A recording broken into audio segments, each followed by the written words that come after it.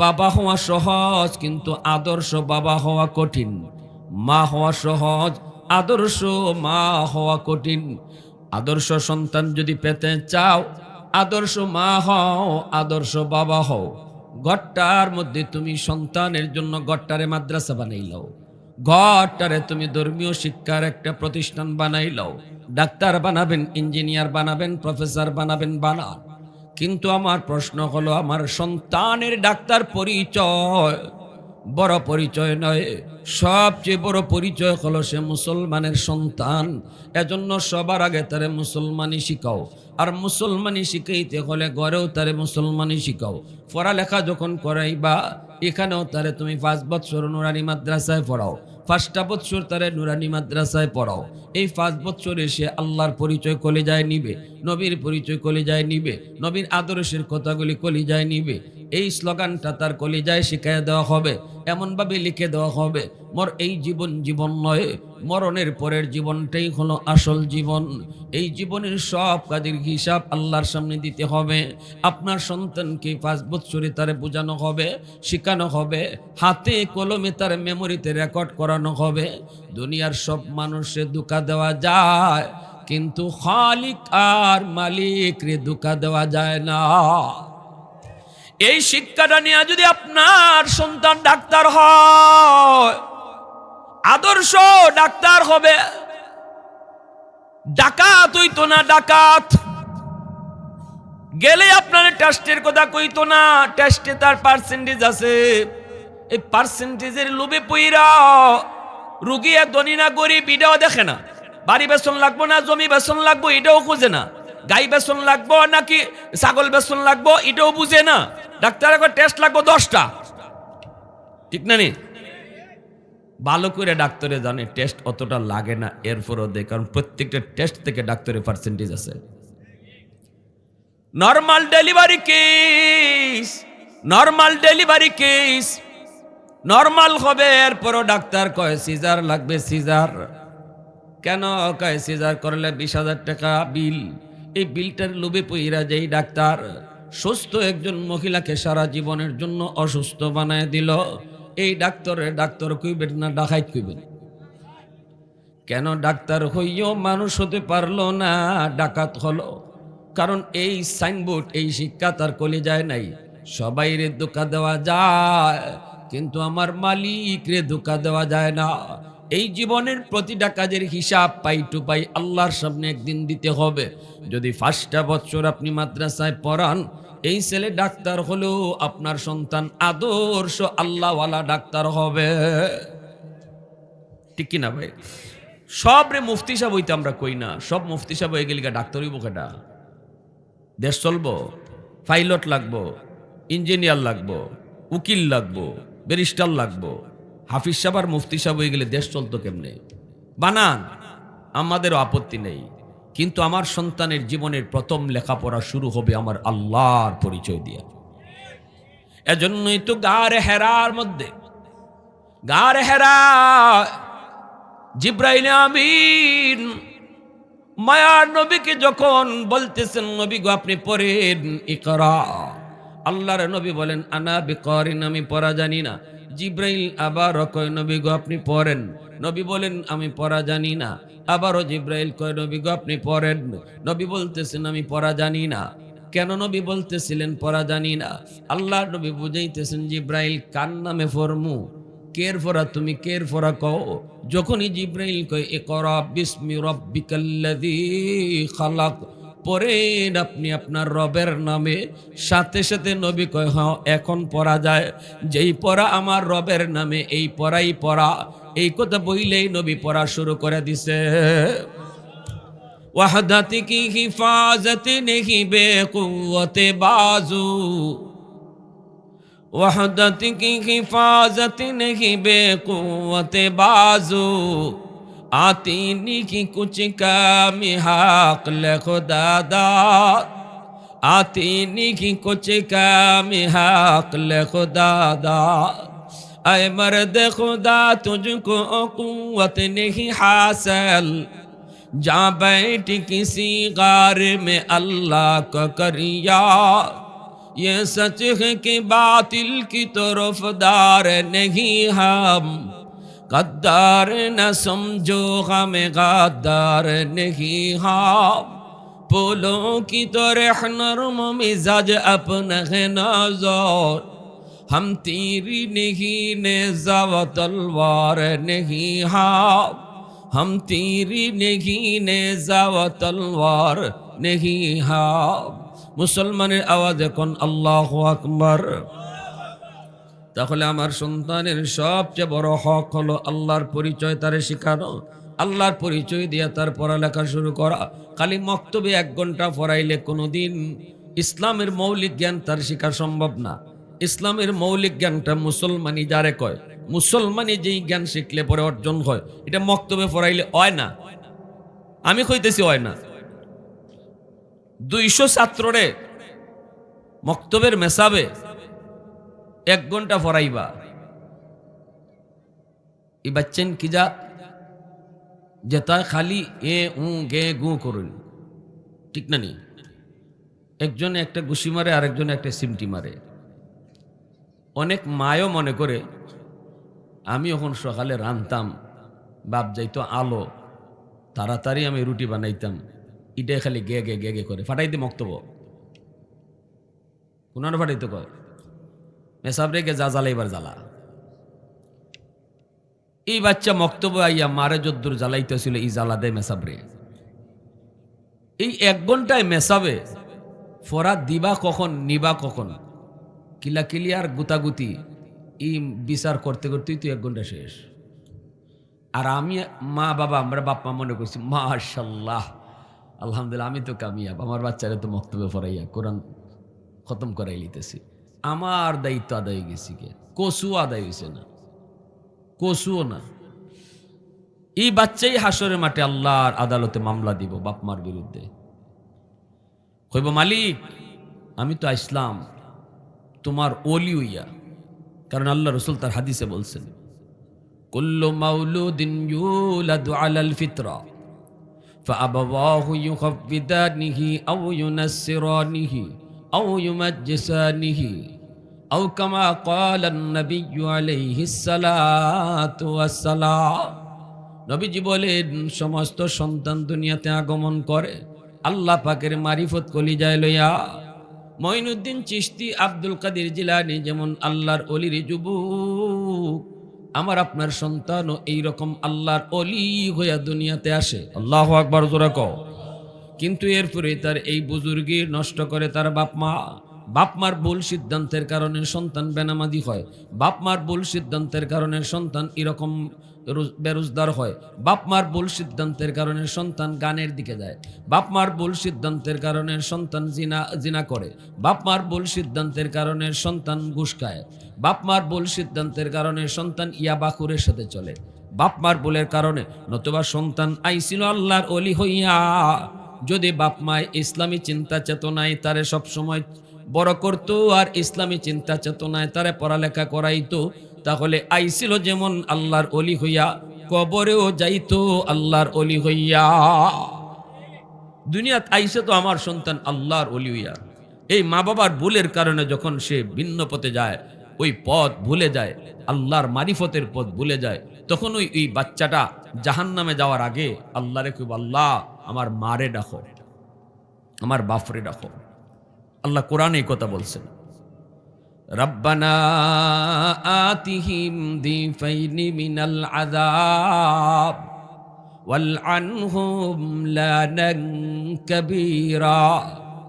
কইব আল্লাহ আমাকে তুমি যেই পরিমাণ শাস্তি আজকে জাহান্নামে দিবা, আমার বাপ মারে তুমি ডাবল শাস্তি দাও, ডাবল। বাপ মারে তুমি ডাবল শাস্তি দাও, ডাবল। কারণ মা বাবার ভুলের কারণে আজকে আমি জাহান্নামী হয়েছি। এজন্য বলি যুবক, এই ভুলগুলা করা যাবে না। মনে রাখতে হবে সন্তান আমার কাছে আল্লাহর পক্ষ থেকে আমানত। যে বাই খুশি ইবাই সন্তানটি বড় করা যাবে না, লালন পালন করা যাবে না, যা খুশি তা খাওয়ানো যাবে না। এমন খানা খাওয়াইতে হইব যেটা হালাল, যেই খানার উপরে আল্লাহ খুশি। কারণ এই সন্তানের মালিক কেডা? আওয়াজ আসতে গেল লাগে জোরে এখন। আমার সন্তানের মালিক আমি না, আল্লাহ। সন্তান আমার কাছে আমানত। সন্তান আমার কাছে কি দা? আমানত। আর আমানতের বস্তু ব্যবহার করার তরিকা হইল নিজের মর্জি চলে না, মালিকের মর্জি মতো ব্যয় করতে হয়, তাহলে আমানতদারি রক্ষা হবে। 1 লক্ষ টাকায় ফ্যাক্টরির মালিক ম্যানেজারের কাছে আমানত রাখছে, ম্যানেজার 1 টাকানি খরচ করতে পারবো নিজের ইচ্ছায়। ফ্যাক্টরির মালিক যেভাবে কয় এভাবে খরচ করতে হইব, তাইলে আমানতদারি রক্ষা হইব। 1টা টাকা যদি ম্যানেজারে নিজের ইচ্ছায় কাউরে দেয়, আমানতে খেয়ানত হইব, ঠিক কিনা? তাহলে সন্তান বাপ মার কাছে আল্লাহর পক্ষ থেকে রাখা আমানত। এজন্য আমার সন্তানরে আমি কি খাওয়াইমু এটাও আল্লাহরে জিগানি লাগবো। আল্লাহ কিতা খাওয়াইতাম, খাও জিনিস তো তোমার রাখছো আমার কাছে, খাওয়াইতাম কিতা, আল্লাহ যেটা কইবে এটা খাওয়ানি লাগবো। আল্লাহ কিতা কোন এটা জানেন, আল্লাহ কোন হালাল খানা খাওয়াইস, সাবধান হারাম খাওয়াইস না, ঠিক কিনা জোরে খাও। আল্লাহ সাবধান বাচ্চারা হারাম খাওয়াইস না, হারাম খাওয়াইয়া রক্ত হারাম রক্ত বানাইস না, এই বাচ্চায় কিন্তু তোরে বাদ দিত না। হারাম রক্ত খাওয়াইয়া বড় করবে, তুই বাপরে বাদ দিত না, তুমি মারে খাওয়াইতো না, বেয়াদবি করব। আর হালাল খানা খাওয়াইয়া রক্ত বানাও, সন্তান আদর্শ সন্তান হইব। সুদের টাকা গড়ে ঢুকাইছো আর মনে মনে আশা রাখছো সন্তান আমার আব্দুল কাদের জিলানী হইত। সুদের টাকা গড়ে ঢুকাইয়া নিয়ত করে বই রইছো সন্তান আমার মঈনুদ্দিন চিশতি হইত। সুদের টাকা দিয়া সন্তানরে বড় কইরা মনে করতেছো সন্তান আমার শাহজালাল মুজরুদি আমনি হইত।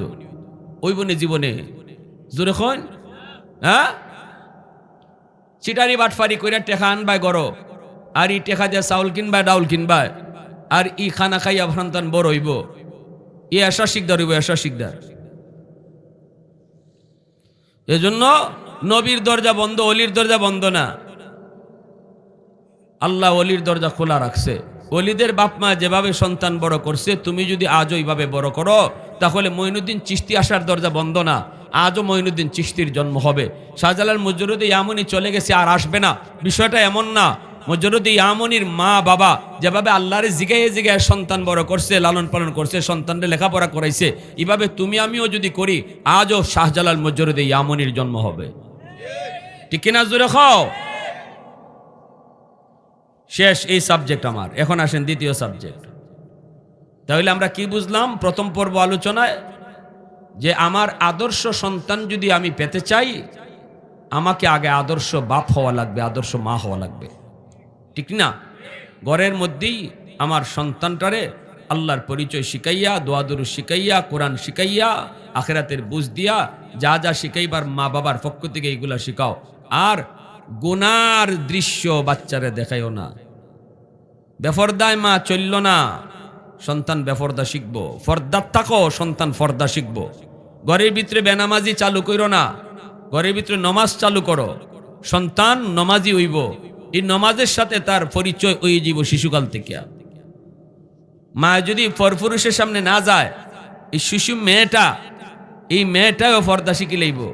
ফর্দা বুঝে না, এটা বুঝবো যে আমার আম্মায় পরপুরুষের সামনে যাই না, এই মেয়েটাও পরপুরুষের সামনে যাইতো না। মা যদি ঘর থেকে বাইরিলে বুরকা ফুরে বাইরন, ডিলা ডালা বুরকা, এই মেয়েটা উপযুক্ত হইবার আগেই কইব আম্মা আমারে বুরকা বানাই দেও, ঠিক কিনা? বাবা এই কথা কন লাগবে না, এ মা তুই স্কুলে যাওয়ার বয়স, এখন তোমার বুরকার বয়স হয়েছে, মা তুমি বুরকা ঢুকো, এটা বাপে কন লাগতো না, কইয়া বুরকা থারানি লাগতো না। মা যদি বুরকা ফুইরা চলুন, বাচ্চায় কইব আমারে বুরকা কিনে দাও, তখন বুরকার সাথে তার মহব্বত জন্মিব। আর কইয়া যেটা মানানি হইব, এটা যে কোনো সময় সাইডেও দিতে পারে, আর নিজের ইচ্ছায় যেটা লইব এটা ছাড়তো না। আর হাজিরিন, উলামায়ে কেরাম দেশ থেকে দেশান্তর, নদী থেকে বন্দর, গ্রাম থেকে শহর ঘুরে ঘুরে শুধু এই মেসেজ গুলাই দিতেছে যে মূল ঠিক করো, মূল ঠিক করো, ফাউন্ডেশন মজবুত করো, পরে খাইন্দেও লাভ হইতো না। একদিন আমার সামনে একজন আমার মুসল্লি, বড় সামনের কাতারে মুসল্লি, ছোট্ট মেয়ে, আমি তার বাসাত গেছি, মেয়েটার আমার সামনে আইছে, মেয়ের ডাক দিছে, আইছে হাফ প্যান্ট পরা, সেন্টু গেঞ্জি পরা, ছোট মেয়ে। আমি বলি বুঝলাম, বুঝে না বাচ্চা, তারে জিগাইলাম মেয়েটার এই পোশাক কেন পরাইছেন? কৌজুর বুঝে না। আমি কইলাম আপনি বেশি বুঝুন না রসুলে বেশি বুঝুন? রসুলে বেশি বুঝুন। আমি আমার রসুলে কইছেন বাচ্চা বুঝে, আর আমি আপনি কইতেছি বাচ্চারা বুঝে না। এখন কোনটা ঠিক? আমারটা ঠিক না রসুলেরটা ঠিক? মাতুন দেখা লাগে আপনারা? রসুলেরটা ঠিক ঠিক না? এই শিশু বাচ্চাটারে যে ইউরোপীয় কালচার আর ভারতীয় পোশাক পরাইয়া, আমেরিকানি লন্ডনী পোশাক, অর্ধনগ্ন পোশাক পরাইয়া যে বাচ্চাটারে বড় করতেছেন, এই বিজাতীয় পোশাকের খারাপ আসর, বদ আসর শিশু বাচ্চাটার দিল দেমাগে শিশুকালে পড়তেছে। শিশুকালে ফাউন্ডেশন দুর্বল করতেছেন আপনি বাবা, এই বাচ্চাটার ফাউন্ডেশন নষ্ট করতেছেন আপনি মা। তার এই শিশুকালে পরানো দরকার ছিল লম্বা হাতার জামা, তারে পরানোর দরকার ছিল পায়জামা। তাহলে এই মেয়েটা হাত গুইরা রাখতে হয়, পুরা পাও ঢেকে রাখতে হয়, এই জিনিসটা শিশুকালেই তার দিলে বসতো আর ফাউন্ডেশন মজবুত হইতো। ঠিক কিনা জোরে খান? ফাউন্ডেশন মজবুত হইতো। অনেক সময় দুধের বাচ্চারা লিয়া মা টেলিভিশন দেখে, নাটক দেখতেছে, গান দেখতেছে, নিজে তো দেখতেছেই নাইস, বাচ্চাটারও নাইস দেখাইতেছে। জিগাইলে উত্তর কিতা? বুঝে না। এই বুঝে না কইয়া বাচ্চাদের জীবন ধ্বংস করতেছে বাপ মা। মনে রাখবেন, বুঝে না বলবেন না, রসুল কয় বুঝে। এজন্য আমার বাচ্চা যে নাইসটা দেখতেছে, এই নাইসটা দেখে এই নাইসের দৃশ্য তার মেমোরিতে রেকর্ড হইতেছে। সাপ্লাই যেদিন দিব এই দিন নাইসের কথাই সাপ্লাই দিব। এজন্যই দেখেন শিশু বাচ্চারা যখন কথা কয় তখন কয় আব্বা আম্মা। এই আব্বা আম্মা ডাকটা তারে কে শিখাইলো? কই এতদিন কানে কানে আম্মা আব্বা ডাক তারে শোনানি হইছে, ওই ডাকটা সে মেমোরিতে রেকর্ড করে রাখছে। এজন্য এখন সাপ্লাই যেদিন দিতেছে, মুখ থেকে প্রথম ভাষা ফুটছে, তখন ওই শূন্য শূন্য যেটা রেকর্ড করছিল এটাই এখন সাপ্লাই দিতেছে। ঠিক না নি? এটাই সাপ্লাই দিতেছে। এজন্য আমার বাইরা বন্ধুরা বলবো, প্রথম দায়িত্ব হলো বাপ মার। এই দায়িত্বে যেই সকল বাপ মা অবহেলা করবেন আর সন্তানের ভবিষ্যৎ অন্ধকার হবে, সন্তান জাহান্নামের পথে চলবে। শিশুকালে আমার ভুলের কারণে লেখাপড়ায় ভুল করানোর কারণে যদি সন্তান জাহান্নামী হয়, হাসরের ময়দানে এই সন্তান বাপ মারে আসামি বানাবে। সন্তান আল্লাহর দরবারে মামলা দিবে, বাদী হবে সন্তান, আসামি হবে বাপ মা। সেদিন সন্তানের মামলায় বহু বাপ মা আল্লাহর আদালতে আসামি হবে। দুনিয়ার বহু মা বহু বাবা আল্লাহর আদালতে আসামি হবে। এজন্য যুবক, আমি আপনাদেরকে আমার প্রথম পর্ব আলোচনার শেষ কথাটাই এটা বলবো, ডাক্তার বানাবেন বানান, হাফেজ বানাবেন না, আমরা অসুবিধা নেই। কিন্তু যেই বাবায় হাফেজ বানাইতো, আলেম বানাইবার নিয়ত করছে, তারে আমরা সুস্বাগতম জানাই, নুরুন আলা নূর বলি। দুনিয়াতে এমন উত্তম বাবা আর নাই, এমন উত্তম মা আর দুনিয়াতে নেই যেই বাবার সন্তান হাফেজ, যেই মার একজন সন্তান আলেম। কারণ কিয়ামতের ময়দানে আল্লাহ পাক নবীর বাপ মারেও আল্লাহ পাক নিজের হাতে পাগড়ি পরাবে না, কিন্তু হাফেজের মা আলেমের বাপ মারে আল্লাহ পাক নিজের হাতে পাগড়ি পরাইব। মান কারা আল কুরআন ওয়া আমিলা বিমা ফিহি উলবিসা ওয়ালিদাহু তাজান ইয়াউমাল কিয়ামা দাউহু আহসানু মিন দাউইশ শামস। যেই মুকুটের পাওয়ার সূর্যের পাওয়ারের চেয়েও বেশি হইব। হাদিস শরীফে নবী কথা কয় নাই নবীর বাপমারে আল্লাহ মুকুট পরাইব, এমন হাদিস আমরা পাই না। হাদিস পেয়েছি একজন হাফেজ আলেমের বাপমারে আল্লাহ পাগড়ি পরাইব। সুবহানাল্লাহ জোরে কোন। এরপরেও যদি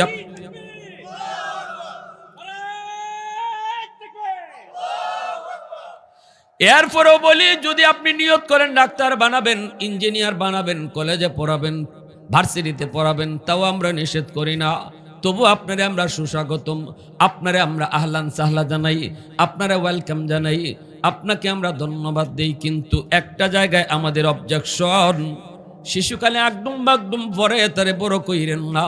ওই দেখা যায় তাল গাছ দেখায় দেখায় বড় কইরেন না। আগডুম বাগডুম না পড়ায় আল্লাহ রসুলের নাম শিখায় বড় করাও। তাল গাছ না দেখায় মক্কা মদিনা দেখায় তারে বড় করাও।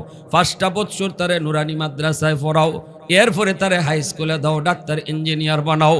তাহলে সন্তানের ফাউন্ডেশন ইসলামী জিন্দিগির উপরে মজবুত হয়ে উঠব।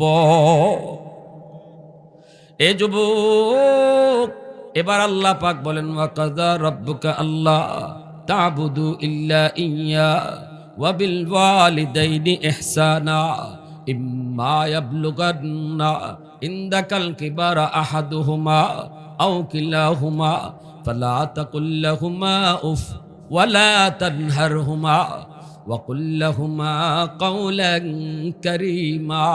আল্লাহ পাক রব্বুল আলামিন কয়, ও দুনিয়ার সন্তানের দল, এক নম্বর নির্দেশ হলো আমি আল্লাহর গোলামি করো, বন্দেগী শুধু আমি আল্লাহর চলবে, সেজদা শুধু আমার কদমে চলবে, দ্বন্দ্বৌলত শুধু আমার কাছে চাইবা, চাইলে আমার কাছেই শুধু চাও, মাজারে গিয়ে চাইও না।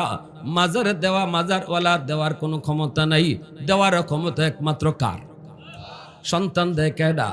দ্বন্দ্বৌলত দেয় কেডা? এক নাম্বার নির্দেশ আল্লাহর। এরপরে আল্লাহ কই দ্বিতীয় নির্দেশ, ওয়াবিল ওয়ালিদাইনি ইহসানা। এবার হকুল ইবাদের মধ্যে আল্লাহ পাক বাপমার হক আগে আনছেন। মুফাসসিরিনে কেরাম তাফসীরের কিতাবে লিখেন, হকুল্লাহ আর হকুল ইবাদ, আল্লাহর হক আগে, এরপরে বান্দার হক। বান্দার হকের মধ্যে সবার আগে বাপমার হক। এজন্য আল্লাহ পাক কইছে, মা বাবার সাথে উত্তম আচরণ করো, মা বাবার সাথে উত্তম আচরণ করো। কেমনে উত্তম আচরণ করব, এই কথাটা আল্লাহ নিজেই ব্যাখ্যা করে বুঝাইতেছেন। নামাজ কায়েম করো, কেমনে করব আল্লাহ নিজে ব্যাখ্যা করে নাই রে যুবক। কিন্তু মা বাবার সাথে উত্তম আচরণ করো, কেমনে করব এই কথাটা আল্লাহ কোরআনে নিজেই তাফসীর শুরু করছেন। ইম্মা ইম্মা বলে তাফসীর শুরু, আল্লাহর তাফসীর। আল্লাহু আকবার, জোরে কও। ওয়াবিল ওয়ালিদাইনি ইহসানা, এই কথাটার তাফসীর আল্লাহ নিজে করতেছেন। ইম্মা ইয়াবলুগান্না ইনদাকাল কিবারা আহাদুহুমা আও কিলাহুমা ফালা তাকুল লাহুমা উফ ওয়ালা তানহারহুমা ওয়া কুল লাহুমা কাওলান কারীমা ওয়াখফিদ লাহুমা জানাহাদ যুল্লি মিনার রাহমা ওয়া কুর রাব্বিরহামহুমা কামা রাব্বায়ানি সগীরা। আল্লাহ পাক রব্বুল আলামিন কই, এ দুনিয়ার সন্তানের দল, শুনো কেমনে বাপ মার সাথে উত্তম আচরণ করবা। সর্ববয়সে বাপ মার সাথে উত্তম আচরণ করবা। তোমার বাবার বয়স কত, মার বয়স কত, এদিকে খেয়াল না। বাবা যখনই দেখছো, মারে যখন থেকেই পাইছো, তখন থেকেই বাপ মার সাথে উত্তম আচরণ করো। তবে বৃদ্ধকালের কথা আমি আল্লাহ আলাদাভাবে উল্লেখ করি। যখন মা বৃদ্ধ হয়ে যায়, বাবা যখন বৃদ্ধ হয়ে যায়, তখন আলাদা নজর রাখো, আলাদা নজর। কারণ বৃদ্ধকালে বাপ মা শিশু বাচ্চার মতো হয়ে যায়। এক কথা বারবার কয়, আগের কথা পরের কথা মিল থাকে না। খাইলেও কয় খাইছে না, নামাজ পড়িলেও কয় পড়ছে না, মন বোলা হয়ে যায়। তোমার কাছে কত কিছু আবদার করে কইব, তোমার কাছে কত কিছু চায়া বসবো। শিশু বাচ্চারা যেমন ভাবে বৃদ্ধকালে বাপ মাও এক কথা বারবার কইব, তখন কিন্তু ধমক দিও না, চোখ লাল করে কথা কইও না, মার দিকে বাবার দিকে কিরিমেরি খায় কথা কইও না, উফ শব্দটা মুখ দিয়ে বের করায়ও না। তুমি নিজেও বাপ মার কোনো কথায় আহ উহ কইও না। আমি আল্লাহ বলতেছি। আল্লাহ কই কেমনে ভালো আচরণ করবা, আমি কই ব্যাখ্যা করে কই, বান্দা সাবধান, বাপ মার মুখ থেকে আহ উহ বের করায়ও না, ধমক দিও না। নরম নরম ভাষায় তোমরা কথা কইও, নরম নরম ভাষায় বাপ মার সাথে কথা কইও। শুনো, আর যখনই বাপ মার জন্য দোয়া করবা, তখনই আমার কাছে কইবা, রব্বিরহামহুমা কামা রাব্বায়ানি সগীরা। কেমনে দোয়া করবা, কেমনে দোয়া করবা, আমি আল্লাহ তোমাকে দোয়া শিখায় দেই। মার জন্য বাবার জন্য দোয়া নিজের খুশি মতো কইরো না, আমি তোমাকে দোয়া শিখাই দিতেছি রে বান্দা। আল্লাহ যদি দোয়া শিখাই দেয়, দোয়া কবুল করবো কেডায়? আওয়াজ দিয়ে এখন কেডায়? যিনি দোয়া কবুল করব, ইনি যদি দোয়া শিখাই দেয়, তাহলে বোঝা গেল ওনার শিখানো দোয়া অনুযায়ী দোয়া করলে কবুল উনি 100% কবুল করব। ঠিক না? নিজে রাখো।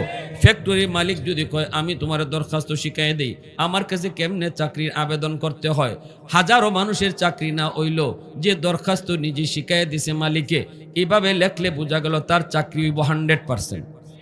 আওয়াজ দেখো। মালিক কয় শুনো, কেমনে আমার কাছে আবেদন করবা, শিশু কালের কোথায় ইয়াদ করে দিও। আমারে কইও মালিক, আমার মা আমার বাবা শিশুকালে আমারে যেইভাবে আদর করেছেন, শিশুকালে আমারে যেই রকম মায়া করছে, যেমনটা নিজে না খায় আমারে খাওয়াইছে, নিজে না ঘুমায় আমার ঘুম পাড়াইছে গো, আজকে কবরে আমার মারে বাবারে তুমি এরকম আদর কইর। আমারে আমার মা আমার বাবা যেমন আদর করছে শিশুকালে, তুমি আজকে আমার আব্বা আম্মারে এরকম আদর কইর। এ যুবক, কয়েকদিন আগে পত্রিকায় পাইলাম রাশিয়ার একটা বিল্ডিং ধসে পড়ল। এই বিল্ডিং এর নিচ থেকে প্রায় 12-13 দিন পরে একটা মা এবং একটা দুধের বাচ্চারে উদ্ধার করলো।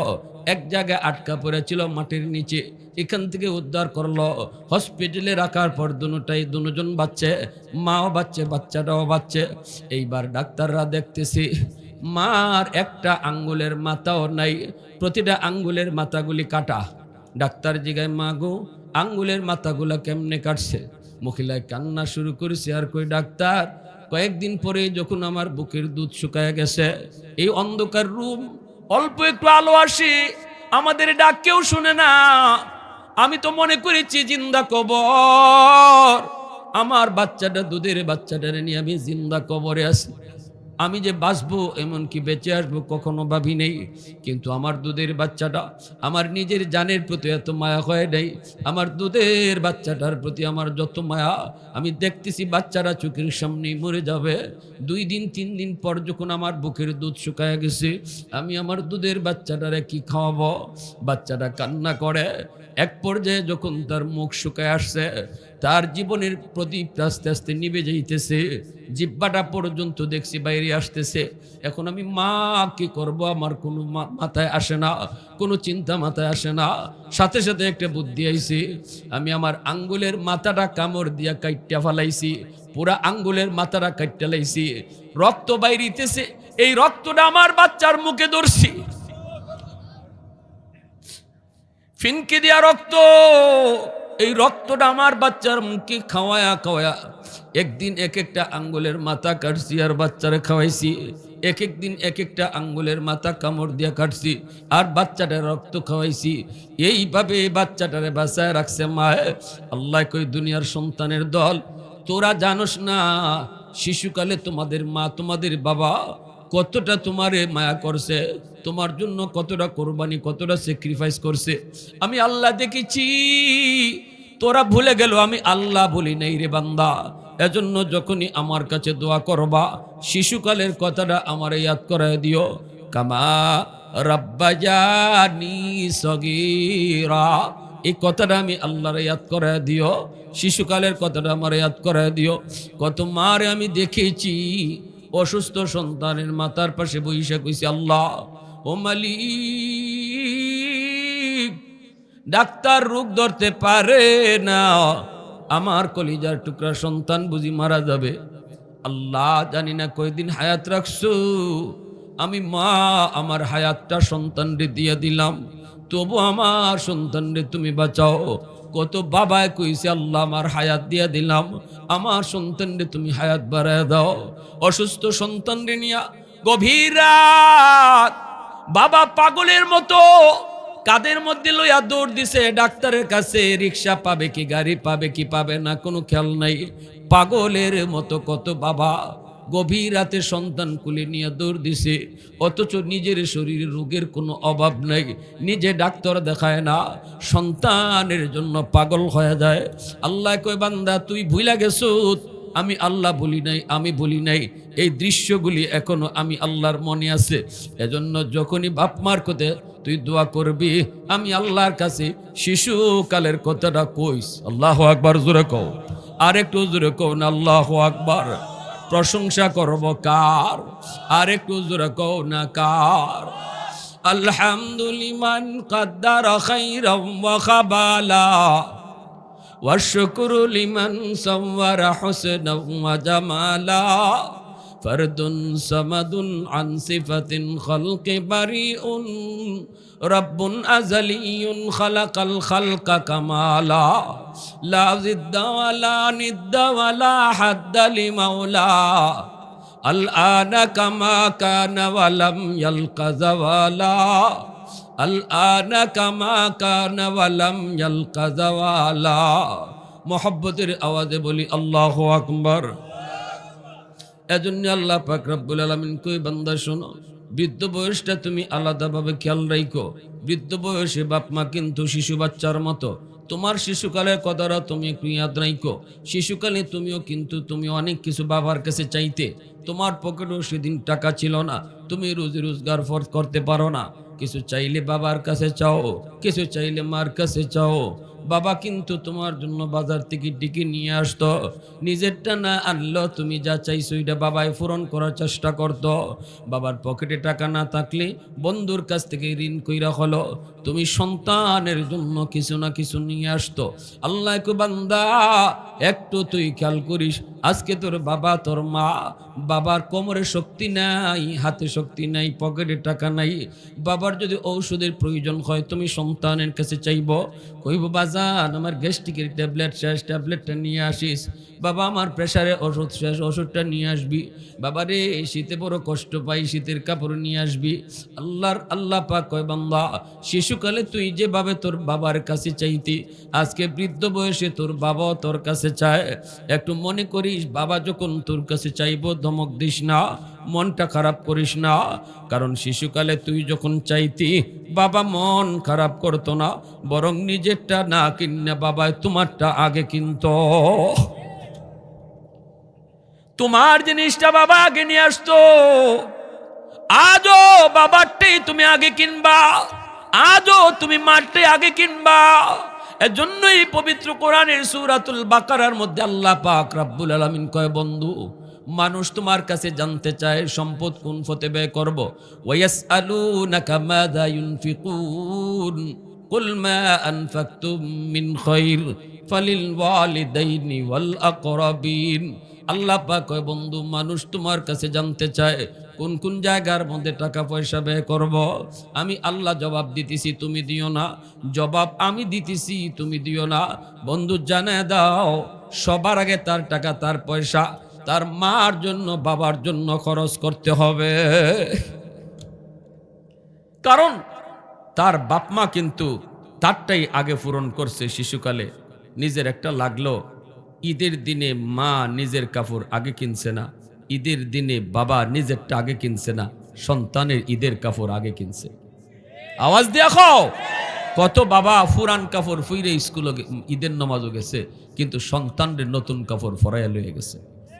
আল্লাহ কয়, আজ আমিও বলতেছি, তোমার যেদিন টাকা খরচ করার সুযোগ আসবে, টাকা কামাই করার সুযোগ আসবে, এই টাকা পকেটে ঢুকছে, বেতনের টাকা, ব্যবসার টাকা, বিদেশের টাকা, তোমার রুজির টাকা, যে কোনোভাবে যখন হালাল পথে তোমার ব্যবসা টাকা পকেটে ঢুকবো, খরচ করবে কোন জায়গা? সবার আগে আল্লাহ কয়, এটা আল্লাহর সিদ্ধান্ত। রসুল জানায় দাও, সবার আগেই সে খেয়াল করব তার মার কি লাগবে, বাবার কি লাগবে। আল্লাহু আকবার। সিদ্ধান্ত কার? আরো জোরে বলেন কার সিদ্ধান্ত? কার? আল্লাহর সিদ্ধান্ত। আমরা আল্লাহর সিদ্ধান্ত মানতে কারা কারা রাজি আছে একটু হাত উঠে আল্লাহরে দেখাই। আল্লাহ কবুল করো, সবাই বলেন।